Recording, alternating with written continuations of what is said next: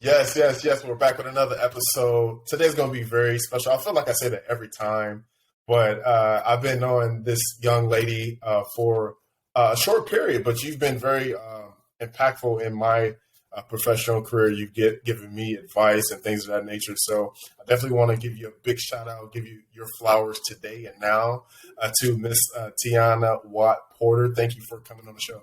Thank you. I appreciate you having me here. I'm really excited, by the way. This is my third podcast interview Okay. that someone is having on their platform. And I'm like, wow, like the the Black Maybe you should start yours. listen, I have some things in the works, got to make sure you stay calm, cool, and collected, but also making sure that I go with God with all things that I do. So it's definitely it's definitely coming. I will say that. Absolutely. I look forward to just tuning into that for sure because I know you got some Thank you. insight. And right before we started recording, you started to hit on to like basically, are you typecast as a technical recruiter? When people think of Yes. you, when you come across people, what do they think when it comes to? Yeah, so when the thing about the tech industry is as great as it is to get in, because I personally believe that tech is one of the most gate kept industries. It's not necessarily what you know, but who you know in order for you to be able to get in it. And it requires both. It requires you needing to know somebody majority of the time, and also you needing to have hit every qualification possible. So one thing about me that I experienced as a senior technical recruiter is that when other recruiters or with other companies, reach out to me, they always ask me, "Are you open to getting out of tech?" But my thing is like, I'm not industry specific. I'm open to making money.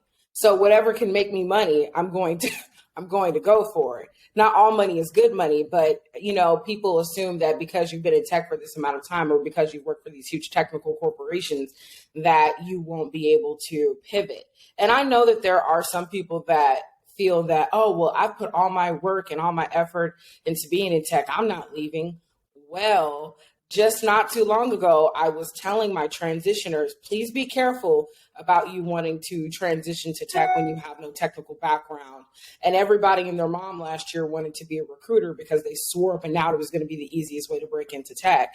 And then when the layoffs happened, who did they lay off first? So those are the warnings that I was giving out to people originally. Now, people didn't want to take my warnings because they felt like I was coming down on them and I wasn't being supportive. And you can do anything as long as you set your mind to it. However, I have been in this industry for over 8 years. It's almost a decade. I know how tech works. So when I say things, it's based off of experience that I've witnessed, that I've seen, and I don't want people to get hurt or view the tech industry negatively because of that previous experience. But I do want to make sure that when someone does get into the tech industry, that they meet majority of the requirements possible. That way, a company won't have any reason not to look at your application. But tech is extremely competitive. And one thing's for certain, two things for sure.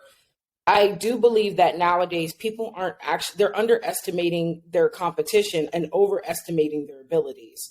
Literally in tech, you can find that perfect candidate.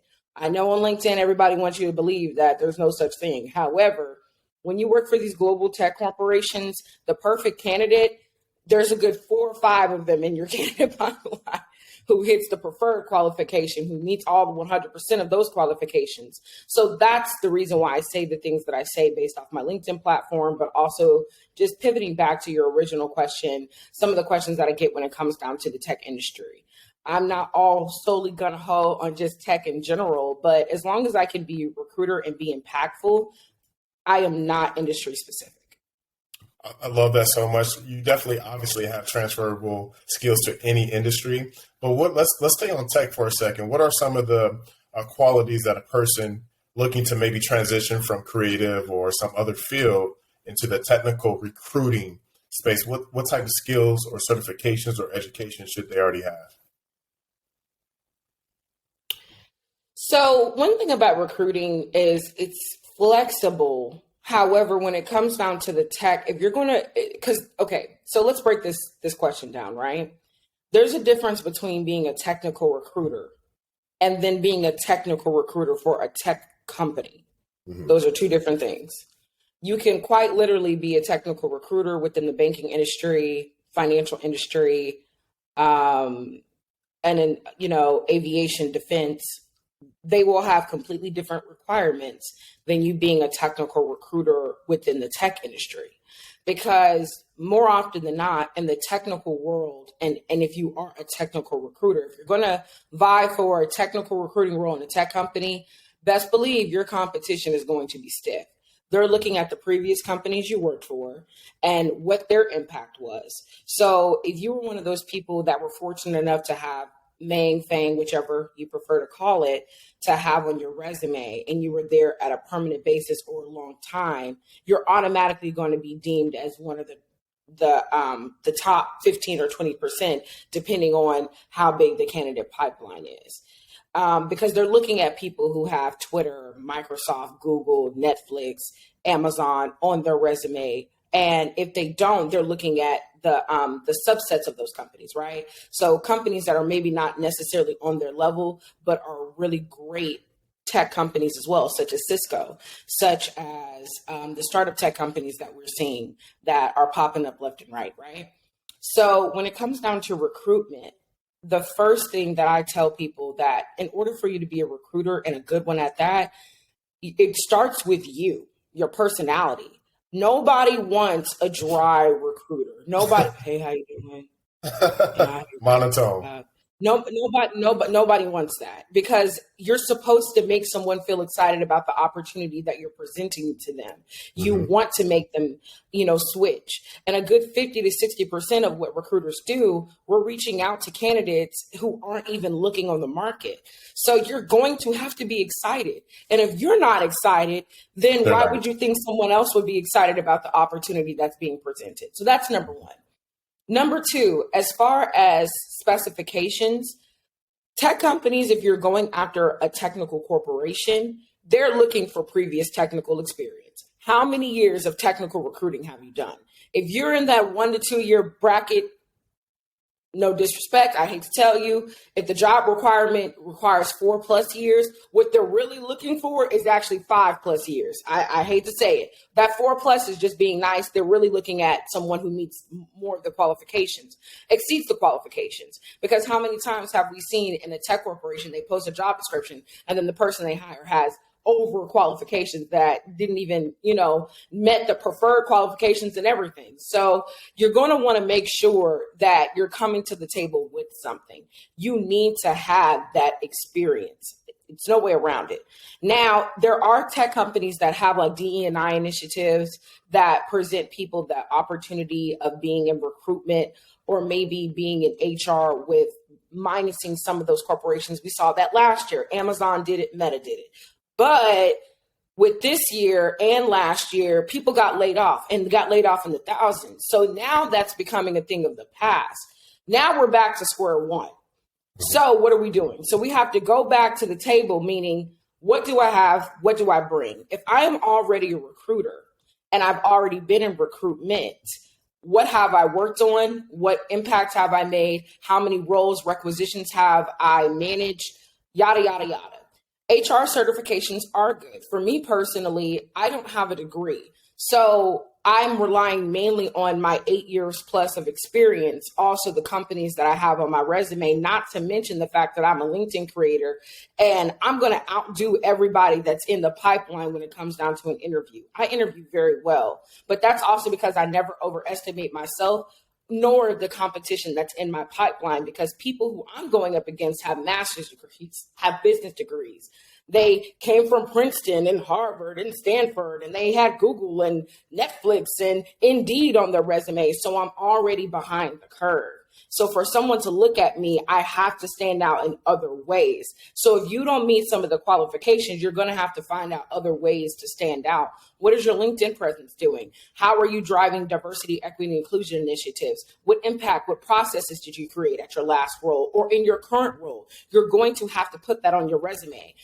Half the time, people don't even get tech interviews because of the fact that their resume is lying on them. I look at their resume and they're wondering why they've never had an interview. baby, your resume is trash. And it's not trash based off of the way it's formatted. It's trash because it's not telling me about you. Mm-hmm. And half the time, candidates don't have the proper resume skills in order to get them to that technical interview. So I'm saying all this to say, in the tech world, the perfect candidates exist. There's no such thing as a unicorn. I don't like that term. A unicorn is someone that comes dime a dozen. But in the tech world, you got to think about that the dime a dozens are in the technical space already. The tech world takes up less than 10% of the global workforce. Less than 10%, you guys. I want you to hear that. And so think about that really quickly. So people who are at Amazon, people are at Meta, people are at Maine, Google, Netflix, Indeed, blah, blah, blah. Those companies can afford to be picky because the salaries that come with their pickiness equates to their candidate. I hope that makes sense. Absolutely. So for HR certifications for myself, God willing, I'm going to be participating in this. And I do think that as recruiters, these are necessary. So I'm going to get a CDR, which is a Certified Diversity Recruiter certification, because I want people to understand that diversity, equity, and inclusion is just not something I throw on my resume to get an interview. It's something that I actually hold true to. Number two, the next thing that I'm going to get is a SHRM certification, but a SHRM SCP, which is the senior side of the SHRM certification, because I have over 8 years of experience, so I would qualify for that certification. And the last certification that I want to get is the SPHR certification. Now, all of these, because I'm not working for a company at this time, will be coming out of my pocket. But there are some companies that, if they feel that you're the right candidate, will sponsor your certifications for you to receive. That way you can be able to make vertical movement within your company. So I hope that helps answer your question. Absolutely. Slow clap. Slow clap. So I want to switch gears and take this time to acknowledge, you mentioned about social media, how LinkedIn, you've been going viral. I've watched from afar. I've engaged on some posts that you did. And one recently that I think it was yesterday or the day before yesterday, you made a comment or a post about job hopping and how we're in this climate of when a hiring manager is looking at, applications and job history, how they're kind of like turning their nose up at it. But from your perspective, what are you seeing for from your personal experience and what you're seeing, like when you're interviewing candidates for a role, like how do you view, short-term contracts, 3 to 6 months type of situation? What are your thoughts on that? So being that I have mainly been a contractor my majority of my recruitment history, I personally do feel that contractors get a bad rep for many reasons. Number one, especially in the tech industry, I've noticed a trend and a pattern that people say things like they're just a contractor. At the end of the day, it doesn't matter if a person is a contractor or a full-time employee. It matters if they've been employed. For some reason, there is this false narrative going around that contractors don't make or drive impact. And if you are a contractor that doesn't speak to leadership opportunities, that's all not true. You don't know the reason of why a person took a contract. Contracts at one point in time, a decade ago, used to mean opportunity. That's how people were able to get into a company on a permanent basis. Back then, I'm saying 10 years ago because the contracting world has changed versus then to now. I'm going to make a comparison so stick with me, you guys. Back then, a contract was deemed as a good thing. It presented itself as an opportunity. Let's try this person out for 6 months because the contractor doesn't get paid benefits. They're only getting paid an hourly rate at this time, okay? And there's multiple different contractors, but let's focus on the W-2 contractor. I'm going to explain what a W-2 contractor is. That is when they are employed by the staffing agency directly, and then they get sent off to a client.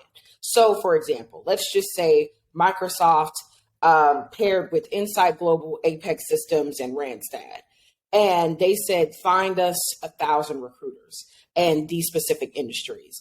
Those companies are going to hire for that said requirement, and they're going to present an hourly rate, and then they're going to be able to contract for Microsoft. At that point, it will then determine how many months that they're able to stay on the assignment. For companies that are in FANG and MANG, they usually do 12 to 18. And then at that 12 to 18 month mark, if there's not a opportunity to go permanent, you do have to leave, because there have been multiple lawsuits regarding contractors staying for too long and not going permanent, or no vertical movement. So there's a break period. So people who contract with these very large corporations at that length of time do, in FANG specifically, they have to have a 6-month cool down period before they can go back. So if they don't have a permanent opportunity presented to them within their 12 or their 18 months, they have to leave within 6 months, right? They have to leave 6 months and then come back and start a whole nother contract. So let's just say that person does this contract, and during that time, something abruptly happens and they get laid off, right? Which happens a lot in tech, right? Budget cuts, layoffs, that happens a lot. Why? Because tech world, more than any other company, any other industry, tech and the banking / financial industry, they are very, very, very specific with their pockets. Very. You will see banking and tech do layoffs usually around the same time. And there's a reason for that, you guys. So follow me. If your contract abruptly ends, knowing you were supposed to have the tenure of 18, 12 months, it doesn't matter. Because that 12, 18 months that you were, quote unquote, promised, because at every staffing agency, if it's a good one, they're going to tell you possible 18 months, right? So the person that's taking the contract is looking at the 18, but what they should be looking at is the possible, because that's the subject, right? So if they got laid off or got let go within that 6 months, they then therefore have to explain themselves constantly in interviews why their contract lasted for 6 months or 3 months. But the average tenure for contracting per assignment is 6 months. It's more or less, it's more rare to see very long-term contracts. It's very common to see contracts that are 6 months or less, because of the fact that contracts are typically there for a specific need. It's to ramp up hiring practices, and then when the company gets stabilized, they no longer need said contractor, right? Why is that an issue? Because people take those opportunities to have an opportunity. A lot of contractors, and I do mean a lot of contractors, they want permanent employment. They don't want to continue to keep contracting because of what it does present. I'm also going to say something else. This may be controversial. Tenure gets brought up more so for minorities than it does for whites. You can look at that how you want to, but this is true. If a person, because this is what happens a lot. You will see minorities take contracting opportunities more so than whites. But that said, Black or Hispanic contractor may have years worth of experience more than said white counterpart that's at a permanent opportunity with less experience. That's also another reason why contracting bodes another discriminatory practice. Now, people don't look at it like that. Companies don't look at it like that. But when it comes down to your employment and when it comes down to you applying for permanent opportunities as a contractor, they automatically equate you with job hopper. And that is not the case. Contractors are able to not only ramp up your hiring practices, they're able to get in, they're able to move quickly without having to take much direction. They're able to create talent acquisition process, handles a lot of requisition workload, and they're able to get moving. But a lot of people who are permanent are not able to work under that. They need some things to have a slow ramp up time. They work on the 30, 60, 90 days. But in the contractors world, we don't have that. That 30, 60, 90 days that you would get in that time frame, we have to do it in a week. So when it comes down to me, and when I look at my assignments and when I look at a person, I look at their entirety of their experience. Because if a requisition requires 5+ years and a person started in a specific year and they've been in that industry since that said year, That is their over 5+ years of experience. That's what I'm looking at. And what I do is I push hiring managers to think outside of the box and to not solely equate permanency with a better candidate. Tenure does not equate to a better candidate. Permanency does not equate to a better candidate, and nor does full-time employment. The difference between a contractor and a permanent employee is one has benefits, one doesn't. One is getting paid a week or every 2 weeks. Another one is getting paid every month. One of them is getting paid, those are the things that is the main difference. But too often, more than not, contractors do more work than permanent employees, but we do it with less access and less resources. Oh, that's the reason why companies need to look at contractors way more seriously than they have been, and not just look at them as a means to an end. Plus, they need to make opportunities for them to be able to, when they apply to a permanent role within the company, not to just get their application thrown out, to actually be looked at as a worthy candidate. Because why am I good enough to be able to contract for your company but not work here permanent? Mm-hmm. Mm-hmm. So these are the things that I see. And as a recruiter and also someone who has been a contractor and a full-time employee, I've been able to grow and experience more life lessons and elevate my career within contracting more than I ever did at a full-time opportunity. But because of the fact that I have been a contractor, it's limited my abilities to be a full-time employee. I hope that makes sense. Oh, completely. And that is annoying for me. Yeah, and that's annoying for me because I know what I bring to the table. And I know what I can be able to do.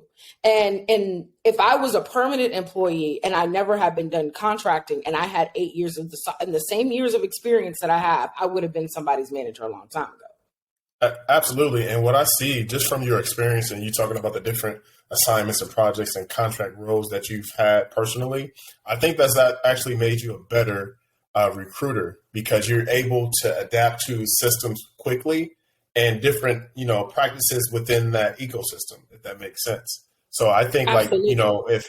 if any employer is looking to hire new talent or, as in the recruiting or delivery, you'll definitely be an asset to a team.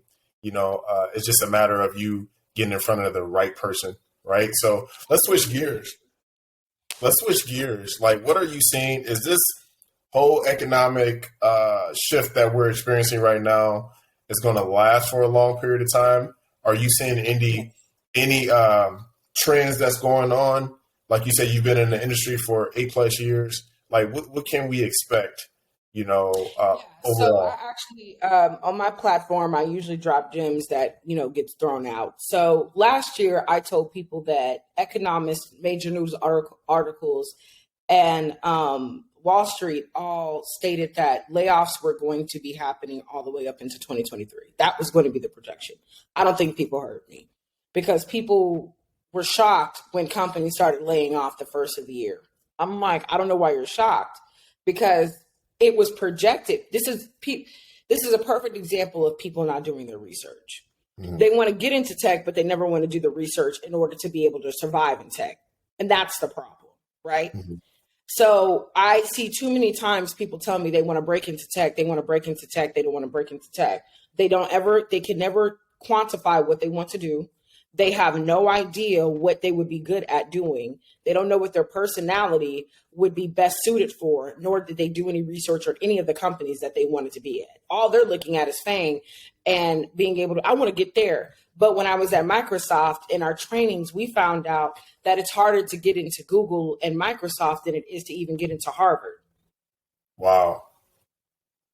So when it comes down to these layoffs, there's a reason for that. The reason for that is because they overhired the business the year before, and even sometime the year before then. And now they have to compensate for it.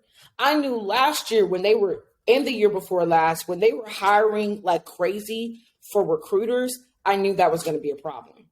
I knew that was going to be an issue, because when you overextend your business by millions, the only thing companies equate to doing is, okay, we have to alleviate this money somehow. And what's the first thing to go? It's going to be people's salaries.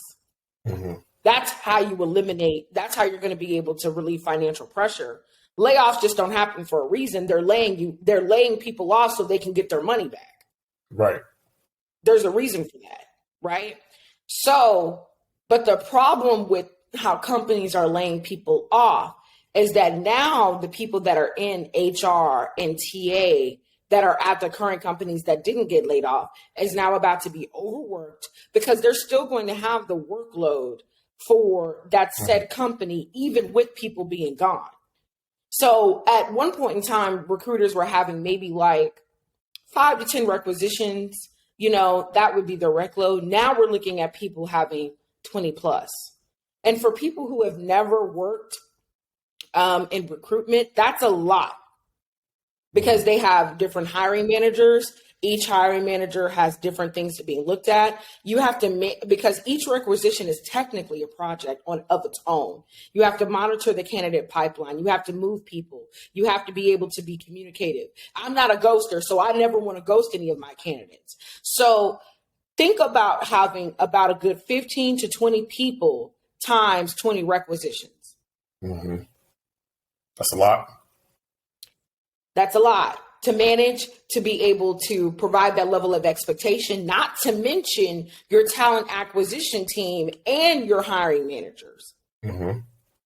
So, these layoffs are going to happen and they're going to continue to happen. This week alone, I think I saw 5 companies do layoffs. And so what people need to do is they need to prepare themselves. My best advice for people that are on the market right now is to, number one, understand that majority of us are all in the same boat. Number two, it is not bad to gatekeep. At this time, it is not bad to gatekeep. If you are interviewing for a company, you need to just interview for that company and not say nothing. Stop posting everything on LinkedIn. Well, I want to be a content creator. Okay, but do you want to be jobless forever? Those same people that you are telling about your interview with this said company is going to go to that company, apply for the same role that you applied for. The same person that has more experience than you. Mm. This is not a time to be telling your best friend about what interviews you're having and who you're interested in. This is the time for you to technically gatekeep that information. Now, for me, I do it strategically. I'm really close with a lot of people in my space. So if I see that there was I'm going to use myself for an example. I had a plug in the government. I'm not going to say what it is because they're still probably hiring. I have a government plug. I helped her with her interview process while I was at Microsoft. She then therefore turned around and helped me and told me that in this specific space of the government, they're hiring over 7,000 HR members. I texted in a group chat about a good 10 people. And she was like, listen, I just want you to send me your resume because I'm moving it straight up to the hiring managers. If you have anybody else, let me know. I texted a specific group of people in a group chat. I was like, listen, this is the situation. If you want this opportunity, it is not contracted. This is full time. Send me your resume and I'm going to send it to my friend. That's exactly what I did. But why did I do that? Because it was over 7,000 people. I can afford to tell 10 folk. But I specifically told them, I shouldn't have to tell anybody this. Don't be posting this on LinkedIn. Neither one of them did. So, boom, we did that and we kept it that. We haven't heard anything back, but we're hoping that we do. Because with 7,000 people, 10 of us can get a job. That's how I look at it. However, what I'm not about to do is tell the same people, even though I do care about them and I want them to be successful, that are in the same space as me. Some of them people have degrees. Some of them have HR certifications. Some of them are working. And some people are still greedy. Some people are like, I can take on another contract. And so they'll work 2 contracts. And that's taking off someone else's plate for an opportunity. So when it comes down to any role that I apply for, I'm going to make sure that at least I have the opportunity to apply for it first. And if I get a decline letter, then I'm telling them, hey, this company is hiring. And I don't even tell everybody. I just tell maybe a couple folk. So you're going to have to gatekeep. You're going to have to be strategic. You're going to have to, not tell everybody your business. That's what's going to be important. You're going to have to find ways to be able to get on different job boards and connect with certain people. Because once again, tech is about who you know. So these are the best advice that I can be able to give to people, and really look at your resume. And once again, I can't stress this enough, because this is the main thing that I'm seeing on LinkedIn, and I am, getting fed up about it.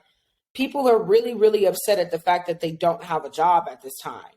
But thousands of us don't have a job at this time. So a good chunk of you guys are going to have to take pay cuts.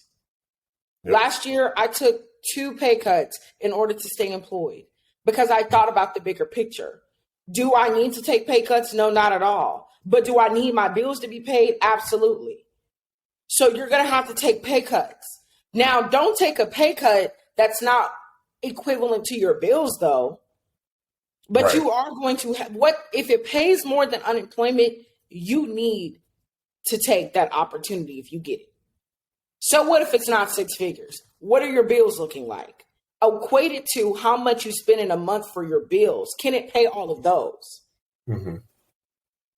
And think about your salary range compared to your experience. If you have 2 years worth of recruitment experience, you should not be trying to look at 6-figure opportunities. I hate to tell you guys that, but you are going to have to look at it comparatively to your experience and what you provide. If you have HR certifications, a degree, and solid years of experience, you can afford to take more and be a little bit more selective. However, the same people that have more experience than you, that worked at better companies than you, are now on that same market and are in the pipeline that you're in. So you need to think about that. Find ways where you can be able to do research on your company. That way you think outside of the box with the questions that it's asking you. Instead of being frustrated, do your research, read, connect with people, pray, breathe. Those are the things that are going to help you for that next opportunity to get in the company that you want. And and a good majority of us are going to have to accept something for right now until the market gets better. Wow, this is like this is one of my favorite episodes. I feel like there's a part 2, part 3 coming up because I feel like there's so much more knowledge and experience and just like, quality, actionable steps that you can give the audience. So I'm definitely looking forward to us doing this again if you have the availability. Yeah, absolutely. So just want to end it and land the plane. What would you give the person in this climate right now? What type of advice would you give them in this job market? The same advice that I'm using: go with God.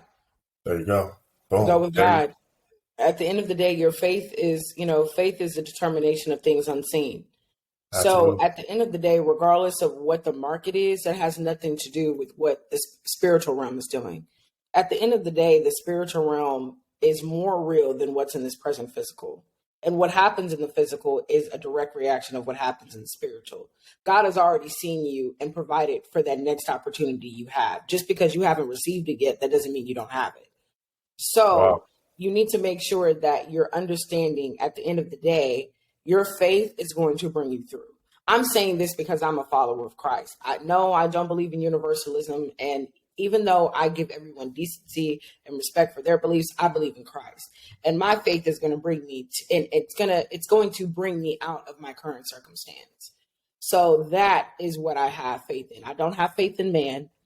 I don't have faith in companies, and I don't have faith in people. But I do have faith in the Holy Spirit, and that the Holy Spirit will lead me, and that God has already placed his hand in my life. And as long as that has been done, he will provide the rest. Wow.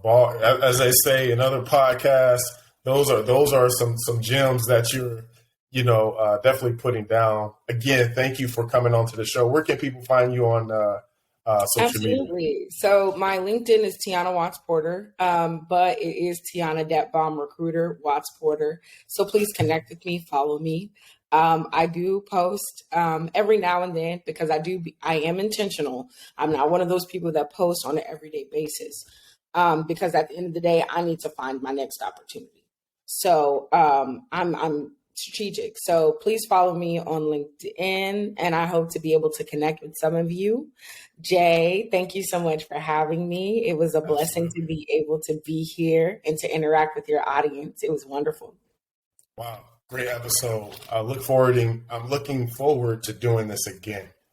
There you have Yes, it. Make sure you guys absolutely. like, subscribe, comment below, and tell Tiana what you guys thought about the episode. If this was helpful, I'm pretty sure it was. I learned so much from it, and I'm pretty sure you guys will too. Until next time, peace.